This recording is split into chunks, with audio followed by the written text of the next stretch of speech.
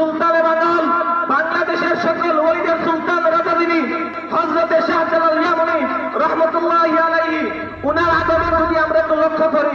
আর আমার দেশের মাদ্রাসা, যখন এই দেশের মধ্যে কোনো মাদ্রাসা ছিল না, কোনো মসজিদ ছিল না, কোনো ইসলামিক কোনো লেখাপড়ার স্থান ছিল না, তখন আল্লাহর ওলিদের খানকা ছিল। আল্লাহর ওলিদের এই বাংলাদেশের মধ্যে নয়, শুধু এই উপমহাদেশের মধ্যে ইসলাম এনেছেন, আমাদেরকে নবী করিম সাল্লাল্লাহু আলাইহি ওয়াসাল্লামের সুন্নাত শিক্ষা দিয়েছেন খানকার পীরেরা, খানকার ওলিরা। কিন্তু আমাদের আজ অনেক কষ্ট হয়, এই পীরদের নিয়ে অনেকের অনেক কথা থাকে, আমরা তাদের কথা মনে কিছুই করি না। আজ বাংলার জমিনের মধ্যে সিলসিলাহে জনপুরি, ফুরফুরা, সারসিনা, সোনাকান্দা, ফান্দক, ফুলতলি সহ বালাউটি সহ অসংখ্য আল্লাহর ওলি এই দেশের মধ্যে ইসলাম শিক্ষা দিয়েছেন, তামাত্তুম শিক্ষা দিয়েছেন, নবী করিম সাল্লাল্লাহু আলাইহি ওয়াসাল্লামের সুন্নতের শিক্ষা দিয়েছেন। এই কথা আমি বলতেছি না, আল্লাহ পাক রব্বুল আলামিন কোরআন শরীফের মধ্যে বলেছেন, সূরা ইউনূসের মধ্যে আল্লাহ পাক রব্বুল আলামিন নিজে বলতেছেন, যারা আমার ওলি, যারা আমার বন্ধু, তাদের ভয় নাই, তাদের চিন্তা নাই। কিন্তু আজ আমাদের দেশে দেখা যায় অনেকে অলিকে অনেকে বলে রাসূল সাল্লাল্লাহু আলাইহি ওয়াসাল্লাম কিয়ামতের ময়দানে আমাদের কিছু করতে পারবে না। সেখানে ওলি আবার কোন নদীর মাছ, সেখানে ওলি কারা? নবী করিম সাল্লাল্লাহু আলাইহি ওয়াসাল্লামকেই তো অনেকে অনেক কথা বলে। তো আমরা সেদিকে যাচ্ছি না। আজ যারা আমার দেশের মধ্যে বলে ইসলাম এসেছে এভাবে, বাবা ইসলাম এভাবে আসেন নাই, ইসলাম এসেছেন এই দেশের মধ্যে, ইসলাম নিয়েছেন আল্লাহর ওলিরা।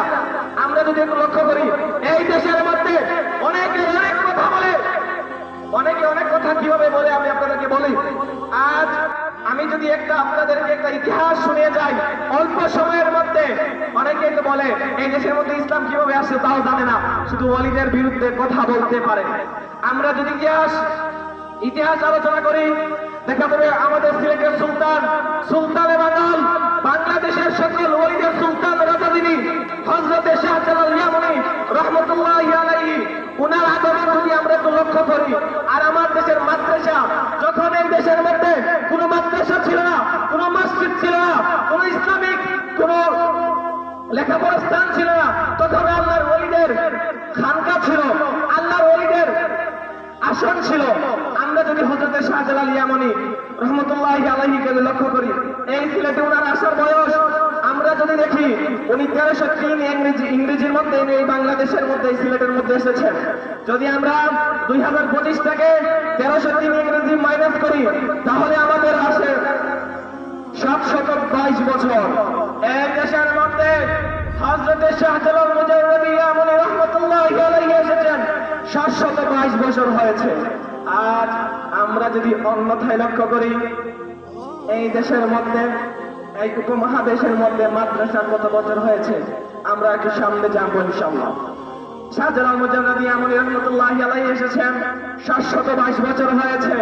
যদি আমরা লক্ষ্য করি, ভারতীয় উপমহাদেশে যখন ইংরেজরা প্রায় 200 বছর শাসন করেছিল, যখন 1947 সালে দেশ ভাগ হয়েছিল, আমাদের দেশ স্বাধীন হয়েছে 1971 সালে।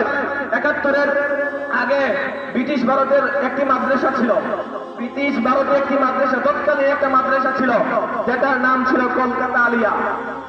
আমরা যদি তৎকালীন একটা মাদ্রাসা দেখি, সর্বপ্রথম যে মাদ্রাসা উপমহাদেশের মধ্যে, সেটা ছিল কলকাতা আলিয়া। সেই কলকাতা আলিয়া বর্তমানে হলো ঢাকা আলিয়া। সেই কলকাতা আলিয়া প্রতিষ্ঠাতা সাল ছিল 1780 ইংরেজি। যদি আমরা 2025 থেকে 1780 ইংরেজি মাইনাস করি, তাহলে দেখা যায় সেই কলকাতা আলিয়া, যেটা বর্তমানে হলো আমাদের ঢাকা আলিয়া, সেটার বয়স 245 বছর। তাছাড়া আমরা যদি সিলেটের আরেকটি প্রাচীনতম মাদ্রাসা যদি লক্ষ্য করি, সিলেট সরকারি আলিয়া, সেই সরকারি আলিয়া 1913 ইংরেজিতে প্রতিষ্ঠা হয়েছিল। যদি আমরা 2025 থেকে 1913 ইংরেজি মাইনাস করি, তাহলে আমাদের সিলেট আলিয়া মাদ্রাসার বয়স 112 বছর। আপনারা একটু খেয়াল করেন, একটু মনে রাখেন, খোদাই শাহজালাল ইয়ামানি মুজাদ্দিদ রাহমাতুল্লাহি আলাইহি এসেছিল 722 বছর আগে। কিন্তু কলকাতা আলিয়ার বর্তমান বয়স 245, সিলেট আলিয়ার বয়স 112। যদি আমরা আরো একটি মাদ্রাসা, ব্রিটিশ ভারতে তখন আরো একটি মাদ্রাসা প্রতিষ্ঠা হয়েছিল, আমাদের অত্যন্ত খুব পরিচিত একটা মাদ্রাসা দারুল উলুম দেওবন্দ। এই সেই দারুল উলুম দেওবন্দ প্রতিষ্ঠা হয়েছিল 1866 সালে।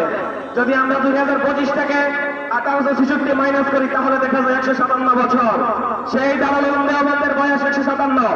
আমরা সিলেটের আরো একটি পুরাতন মাদ্রাসা, কয়েকটি মাদ্রাসার মধ্যে পুরাতন মাদ্রাসা হলো দারুল উলুম কানাইঘাট, দারুল হাদিস কানাইঘাট। সেই দারুল হাদিস কানাইঘাট প্রতিষ্ঠিত হয়েছে 1893 ইংরেজি। যদি আমরা 2025 থেকে 1893 ইংরেজি মাইনাস করি তাহলে সেই দারুল হাদিস কানাইঘাটের বয়স 132 বছর। সেই দারুল হাদিস কানাইঘাটের বয়স 132 বছর। আমরা যদি আরো একটি মাদ্রাসা, সিলেটের কয়েকটি মাদ্রাসার মধ্যে অন্যতম মাদ্রাসা হলো জামিয়া তাওয়াক্কুলিয়া রেঙ্গা। সেই রেঙ্গা মাদ্রাসা প্রতিষ্ঠা হয়েছে 1919 সালে। আমরা যদি 2025 থেকে 1919 বাদ দেই, মাইনাস করি, তাহলে তার বয়স হয় 106 বছর। কোন মাদ্রাসা? সিলেটের প্রাচীনতম একটি মাদ্রাসা রেঙ্গা মাদ্রাসা। অনেকে চিনেন, আপনারা চিনবেন, আমার কথাগুলো লক্ষ্য করবেন। তাছাড়া আমরা যদি আরেকটি মাদ্রাসা দেখি,